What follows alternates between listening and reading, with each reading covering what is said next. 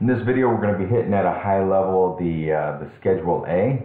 So what I'm going to do is come over here to the deductions section, click right there. I'm going to click on enter myself, and we are into our Schedule A. So I'm going to come down here to our itemized deductions, and we're going to click into our medical and dental expenses. Just hit these. Did you have medical or dental insurance? I did. How much did you pay? $1 million. But it's crazy expensive, as you know. How much did we pay for dentists? $5,000. How much do you pay for prescriptions? If you want to put in a detail, this is for drug 1, and it was $1,000. Who knows? Just popping some information in here. This is for drug 2. This is, again, if you wanted to detail, provide a description of everything. This one was $12. So we're moving along. Click continue. Did we have any nursing or lab work? Sure, why not? Another $1,500 on top of everything, so we can get our family deductible. We had a really bad health year. So hospital care, sure, another $1,500, and that's all good. Go ahead and click continue. And then we're going to go to our taxes you paid. So you're going to be your property taxes, which I usually take care of this. So this is non-business property. This would be personal real estate. I like to take care of this when I enter in my mortgage interest. It kind of ties them all together. That's just me.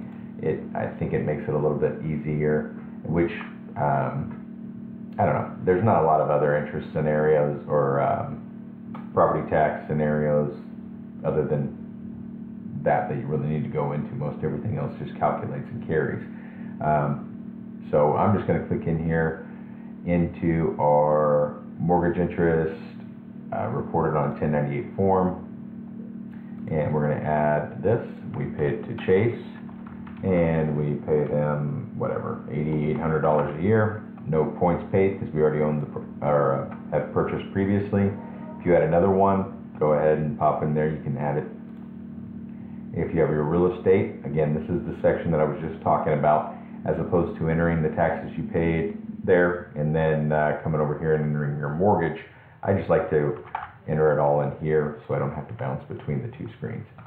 If you have private mortgage insurance, which is common if you've purchased a home in the last 5 years and put less than 20% down, you probably have PMI, and it can be $200 a month.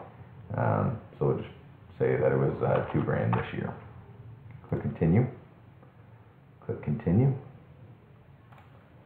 And now we're moving down. So gifts to charity. Gifts to charity can be a very complex item depending on what is being donated and actually having it appraised and the value determined.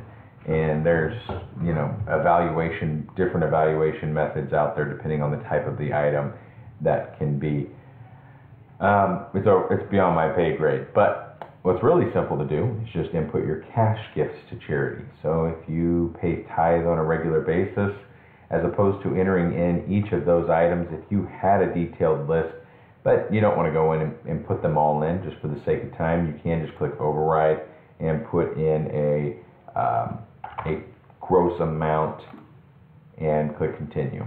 Okay, so that's really all that I wanted to hit on. Non-cash gifts to charity, is donating clothes to what are they called? Salvation Army or Blue Cross or what have you. Go ahead and pop that information in there. We're gonna call that good for now. Moving on. Unreimbursed employee expenses. We won't dive into that one now. That's going to be its own video here on the training outline. And then less common deductions. I don't even know what's in here because they're so less common. Business use of home. That's been modified over the last couple of years in terms of how it's treated. This will probably be, we'll shoot this as its own video as well. And anyway, hopefully that just gives you, again, just kind of the look, the feel, and the flow of the Schedule A. and you're comfortable with that. So we're going to move on.